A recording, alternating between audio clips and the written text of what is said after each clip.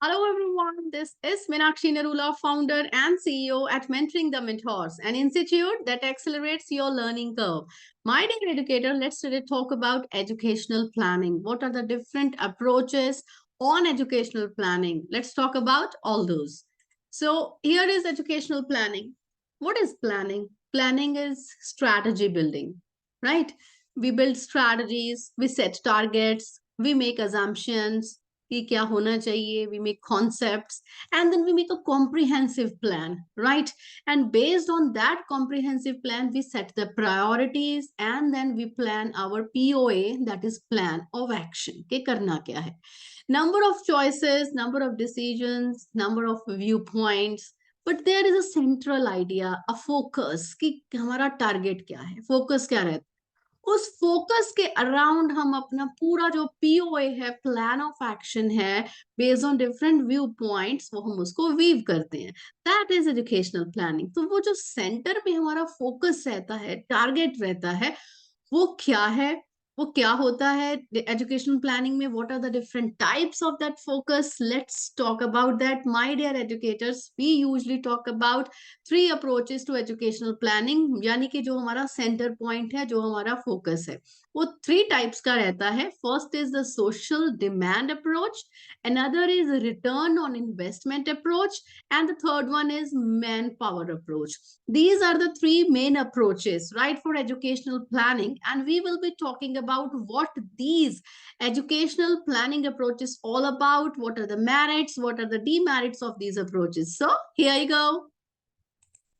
सबसे पहली अप्रोच है हमारे पास social demand approach. Social demand, जैसा कि नाम ही हमें बताता है कि सोसाइटी की डिमांड्स क्या है, उसके बेस पर ये अप्रोच है. And it greatly influences educational planning and the policies, right. And education, ये क्या समझते हैं कि एजुकेशन क्या है, is a consumer good to be available as soon as possible for all. जैसे सारे डिमांड करते हैं, तो उनको वो एजुकेशन मिल जानी चाहिए, सप्लाई हो जाना चाहिए, right. And it depends upon the number of the students in a particular stream, aspirations of the parents, कि बच्चे कितने वो स्ट्रीम को लेना चाहते हैं, ह्यूमैनिटीज में कितने जाना चाहते हैं, कॉमर्स में, मेडिकल, नॉन मेडिकल, राइट. और मे भी नई नई इनोवेटिव जो डिफरेंट स्ट्रीम्स हैं, वोकेशनल कोर्सेज हैं, उनमें कितने कितने लोग जो हैं, कितने कितने स्टूडेंट एस्पिरेंट्स हैं, कितने उनके पेरेंट्स की एस्पिरेशंस हैं. हम भी बहुत सारे स्टूडेंट्स क्या है, पेरेंट्स के अकॉर्डिंगली चलते हैं, जो उनकी एस्पिरेशंस होती हैं, and accordingly we choose the subjects, right. तो उसके अकॉर्डिंगली ये जो सोशल डिमांड अप्रोच है, ये वर्क करती है, right. And it involves calculations. Calculation करते हैं जब एजुकेशनल प्लानिंग करनी है, तो उसके लिए कैलकुलेशंस क्या होती है. Cost in terms of plant. Plant क्या है हमारा, एक हमें जो एजुकेशनल इंस्टीट्यूशन सेटअप करना है, उसमें ये होता नहीं कि पर्टिकुलर स्ट्रीम के पर्टिकुलर सब्जेक्ट की इतनी वैकेंसीज हैं, या ये है, मतलब वो सारी प्लानिंग रिसोर्सेज उसके प्लान करने, उसके लिए फैकल्टी या टीचर्स की प्लानिंग करनी, ये सब चीजें हम सोशल डिमांड अप्रोच के ऊपर ये करते हैं, right. And social demands for short term long term planning, right. जितनी ये डिमांड अप्रोच है, इसके बेसिस पर हम short term and long term दोनों तरीके के प्लानिंग करते हैं. बट कई बार क्या होता है, अनरियलिस्टिक डिमांड्स भी होती हैं, राइट. जो कि सोचा जाता है, जरूरी नहीं कि वो आगे फायदेमंद हो. अनरियलिस्टिक डिमांड्स की वजह से बहुत बार क्या होता है, पुअर क्वालिटी मिलती है and wastage of resources. And इसके कुछ एजम्पशंस हैं, right. That education is the birth right. Birth right है हमारा, एजुकेशन फॉर ऑल, तो हर एक को एजुकेशन जो है वो मिलनी चाहिए. ये इस थ्योरी की, इस अप्रोच की एक एजम्पशन है. And it also says like demand of education will always be greater than its supply. Whatever we supply, demand will always be more. And you see, it's a kind of, we talk about expanded education, opportunities will add to social and economic growth. We talk about as and when we get give more opportunities, it will lead to more opportunities, and it will enhance our social and economic growth. So this is all about this social demand approach. अब इसका हमने जो कुछ भी जितना पढ़ा है, let's talk about the merits. आपको क्या क्या इसमें merits लगती हैं. सबसे पहला, जैसा हमने बोला, social demand. Education is birthright, right? As soon as possible ये सबको अवेलेबल होना चाहिए, it's a kind of consumer good. तो इसका मतलब क्या है, इसका बेनिफिट, इसकी मेरिट क्या है? It encourages mass education and mass literacy, right? सबको शिक्षा मिले, सब पढ़े, सब बढ़े। I mean you can think about that, हर एक अपॉर्चुनिटी जो वो चाहे वो मिलना चाहिए, right? And then it's an instrument for building egalitarian society. Now, what is egalitarian society? Is democratic society, equal opportunities for all, right? And is suitable for supporting, is a political tool to meet the needs and the demands of the public. जो public की demands हैं वो रखते हैं, तो उसके लिए इस sort of political tools also पता चलता है कि लोगों की क्या demands हैं, उनका पूरा करते जाओ, तो it's considered as a political tool also. And most suitable where resources are acutely limited, जहां पर resources बहुत कम है, right? तो लोगों की इच्छाएं होती हैं कि हमें ये मिले, ये एजुकेशन, ये करना है, वो करना है, तो I mean accordingly उनको अपॉर्चुनिटीज मिलती हैं। और उसकी वजह से क्या होता है, the next point is provides planner with appropriate number of places. जो प्लानिंग करते हैं, एजुकेशनल प्लानर्स हैं, पॉलिसी मेकर्स हैं, बेस्ड ऑन दिस अप्रोच उनको पता चलता है कि उनको प्लांट कहाँ पर सेटअप करना है, कितने नंबर ऑफ प्लांट सेटअप करने हैं। प्लांट से मेरा मतलब एजुकेशनल इंस्टीट्यूशन की बात हो रही है, यहाँ पर वो टर्म यूज हुई, इसलिए I have talked about that, right? So I hope you understood about the merits of this approach. Now let's go ahead with the demerits, right? अब देखिए, एजुकेशन सब पढ़े सब बढ़े, एज सुन एज पॉसिबल सबको available करवा दो, तो उसकी वजह से क्या होगा, हम मैनेज नहीं कर पाएंगे, ओवर क्राउडेड क्लासरूम्स हो जाएंगी, sharp dip in the quality, quality के ऊपर ध्यान नहीं जाएगा, एनरोलमेंट के ऊपर ध्यान है, वेस्टेज ऑफ रिसोर्सेज होगा, and no power to manage the absorption of the trained personnels. कितने लोग पढ़ेंगे एक एक स्ट्रीम में, बहुत बहुत लोग, बहुत बहुत स्टूडेंट्स जो हैं वो पढ़ रहे हैं, राइट? सो उसके बाद में सबको आप एब्जॉर्ब ही नहीं कर पा रहे, जॉब्स ही नहीं मिल पा रही, राइट? पावर ही नहीं है, कंट्रोल ही नहीं है, then it will lead to unemployment, under employment, doesn't provide any guidance how to best meet the needs. ये जो अप्रोच है, हमें ये तो बताते हैं कि जो कहता है उसको देते जाओ, but how to manage it, इसके बारे में कोई गाइडेंस हमें नहीं मिलती। Lack of financial and material support leads to unemployment. I have already discussed, right? इतने फाइनेंशियल रिसोर्सेज नहीं होते हैं, अनएम्प्लॉयमेंट होता है, उससे अंडर एम्प्लॉयमेंट होता है, and is threat to social and political stability of the country. सारे अनएम्प्लॉयड कितने लोग हो जाएंगे, अनएम्प्लॉयमेंट कितना बढ़ जाएगा, तो that will be a threat to the country. And then it's unrealistic and incomplete as well. Why? Because it doesn't guide wholly for the educational planning, कि हमें educational planning कैसे करना है, उसके लिए completely हमें guide नहीं करती है ये, right? And then the manpower approach. Second one is the manpower, or we call it HRD, Human Resource Development Approach. Now, its focus is to forecast the manpower needs of the economy. कि man power need क्या है, requirement क्या है, and it also says that manpower is changeable and customized as per needs. We can change the manpower, we can customize it as per the need, right? And forceful, significant function of education system, ये consider किया जाता है कि जो man power है, जो human resource है, वो एक forceful, significant, important, active functional है, यूनिट है एजुकेशन सिस्टम का।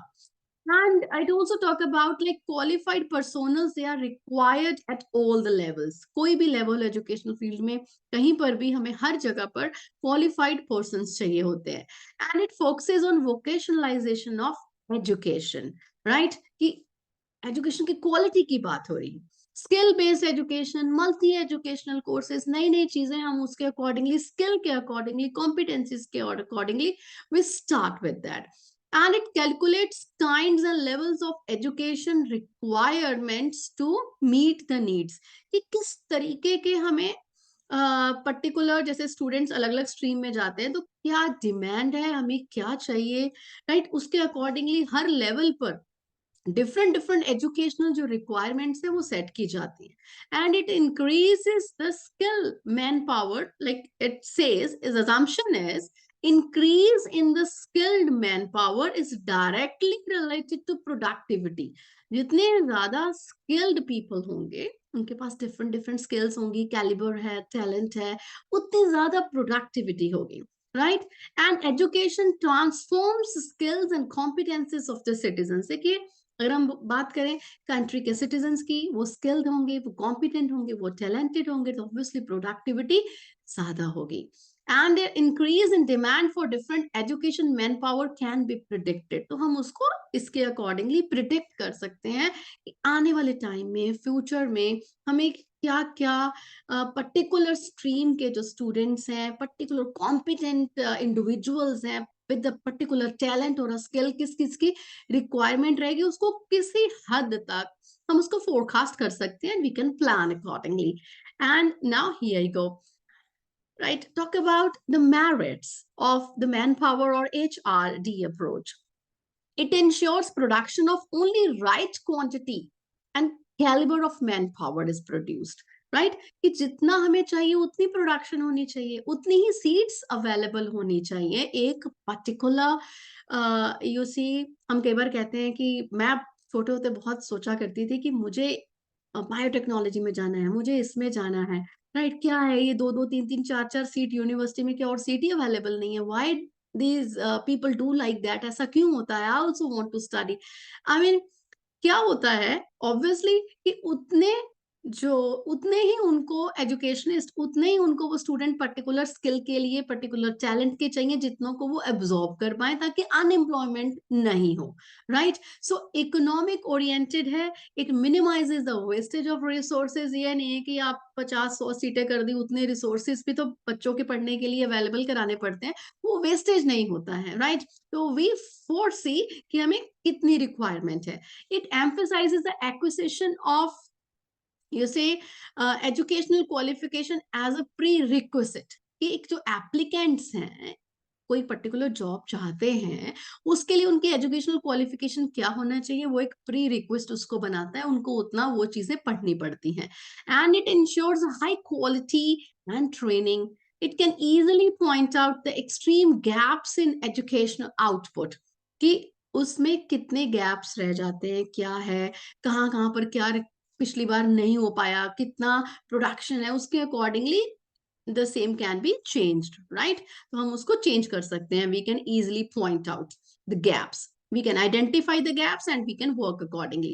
And it guides the policy makers how educational qualification of a labor class to be developed, manpower at each level, right?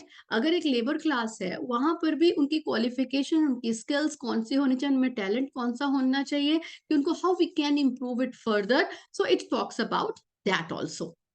If talk about the demerits, see, we may overemphasize, the policymakers, they can overemphasize the motion, the notion of unemployment and underemployment, right?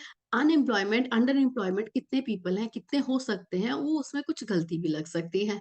Right, and limited guidance, इसमें भी पूरा complete overview हमें नहीं मिलता, कहीं ना कहीं it is limited.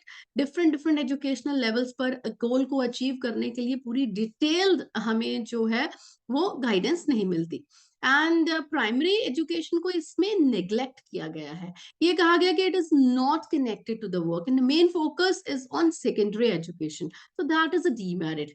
And somehow it gives a biased view somewhere, because this is related to urban manpower। जो रूरल मैन पावर है, जो अर्बन मैन पावर है, उसमें भी पर्टिकुलर जो सेमी स्किल्ड और जो अनस्किल्ड मैन पावर है, उसके लिए क्या है, उनका भी पूरा एनालिसिस नहीं किया जाता। व्हाट इज द रिक्वायरमेंट, उनकी क्वालिफिकेशंस क्या होनी चाहिए, उनकी स्किल्स कौन सी होनी चाहिए, right? So it's not possible to fairly forecast the man power requirements enough ahead of time due to economic, technological and other uncertainties. बहुत सारी कंस्ट्रेंट्स हैं, अनसर्टेनिटीज हैं। मैंने आपको पहले भी बताया कि किसी हद तक तो हम सोच सकते हैं कि कितना हमारा प्रोडक्शन होना चाहिए, but not a clear, complete, comprehensive view, right? So now let's move on to the third approach. It's return of investment approach, and we also call it cost benefit analysis approach, cost effectiveness approach, return of a rate of return approach, and cost benefit approach, right? So there are different names like the different terms that are being used for this approach. Anything can be asked in the paper, and you should be familiar with various terms. Now, what does this investment approach, return of investment approach, talks about? It says investment in education based on the returns expected from the investment. कि हम investment करते हैं education में, ये किसके ऊपर base करता है कि हमें उस इन्वेस्टमेंट से कितना रिटर्न मिलेगा, and it is supported by many economist. Okay, a systematic comparison of cost and benefit of some form of investment. क्या कहा गया इसके बारे में कि क्या अप्रोच है, एजुकेशनल प्लानिंग क्या है? It is a systematic comparison of cost, कितना हम कॉस्ट लगा रहे हैं और कितना हमें उससे बेनिफिट मिल रहा है इन the form of some form of investment, right? This is said by Maureen McDowell, right?